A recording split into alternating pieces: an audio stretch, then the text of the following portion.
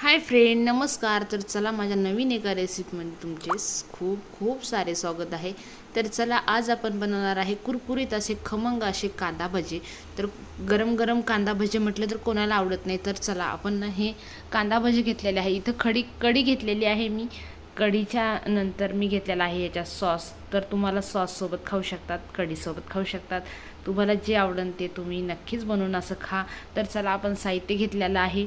तर इथं मी ना 6 कांदे कट करून घेतलेले आहे. मिडियम आकाराचे कांदे आहे. इथं गावरान कोथिंबीर घेतलेली आहे. तर बघू शकता तुम्ही, मस्त स्वच्छ धुवून घेतलेली आहे, वाळायला ठेवली होती. आणि बघा, हे बेसन पीठ आहे आणि हे 2 वाट्या मी बेसन पीठ घेतलेलं आहे. इथं मिरची आणि कांदा आपल्याला कट करून घ्यायचा आहे. तर बघू शकता तुम्ही, 6 कांदे आहेत हे. तर चला, आपण हे कट करून घेऊया. सगळं साहित्य तयार करून घेऊ.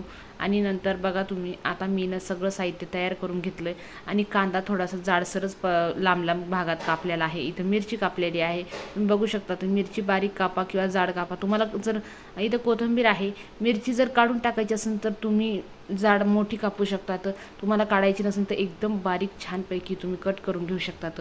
आणि ही कमी तिखटवाली मिरची होती मस्तपैकी. मी आता हे सगळं ह्यामध्ये मिक्स करून घेणार आहे. तर बघू शकता तुम्ही, मिरची टाकली, मी कांदा टाकून घेतलेला आहे, कोथिंबीर टाकून घेतलेली आहे. इतके छान आणि खूप कुरकुरीत होतात आणि खमंग होतात. चला, हे खायचा सोडा आहे आणि हे आहे ओवा. तर ओवा बघा तुम्ही, कर्श करून मी हातावरती कर्श करून मी ठेवलेला होता.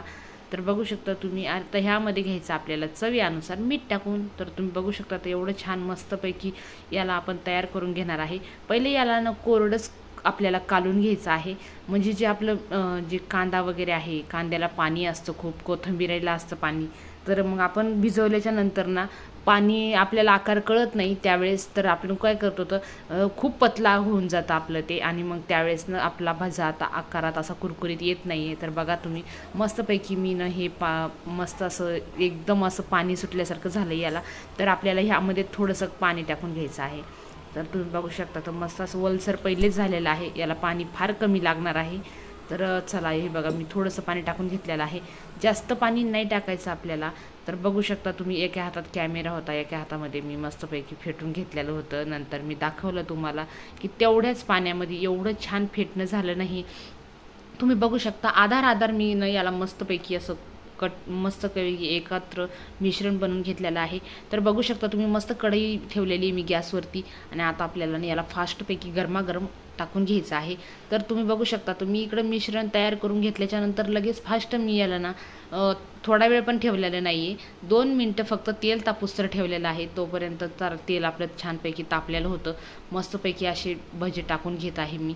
तर बघा तुम्ही, मस्तपैकी आपले भजे कुरकुरीत होतात आणि वास मस्त अप्रतिम वास येतोय आणि खूप खमंग वास येतोय. तर तुम्ही बघू शकता, तर कुरकुरीत असे छान झालेले आहेत. आणि याला ना मिडियम आकारातच ठेवायचा गॅस. म्हणजे मिडियम आकारात गॅस ठेवला ना तर आपले भजे असे कुरकुरीत होतात आणि आतपर्यंत कुरकुरीत होतात, नरम असे होत नाही, कच्चे पण राहत नाहीत. तर तुम्ही बघू शकता, तर दुसरा पण घाणा मी टाकून घेतलेला आहे. दुसरा पण घाणा आता आपल्याला लगेच काढायचा आहे. तर बघू शकता तुम्ही, असे मस्त झालेले आहेत, कुरकुरीत झालेले आहेत. आणि मस्त ब्राऊन कलर आलेला आहे याला. तर बघा, मस्त कुरकुरीत असे छानपैकी झालेले आहे. बाहेरचे तुम्ही भजे खायला विसरता आणि एवढे छान कुरकुरीत तुम्ही 10 मिनिटात भजे बनवून खाऊ शकतात. एवढे कुरकुरीत छान भजे झालेले आहेत. तर बघा, इथं कढी घेतलेली आहे मी आणि इथं घेतलेला आहे सॉस. तर तुम्ही बघू शकता, तर मस्तपैकी. चला, स्वस्त रहा, मस्त खा, स्वस्त रहा. तर चला, तुम्ही पण असे छान छान खा बनवून. तर बघू शकता तुम्ही, इतके कुरकुरीत छान आपले भजे तयार झालेले आहेत. तर चला, आमच्या चॅनलला नक्कीच लाईक करा, सबस्क्राईब करा. आमचे नवनवीन व्हिडिओ बघण्यासाठी खूप मोठा धन्यवाद.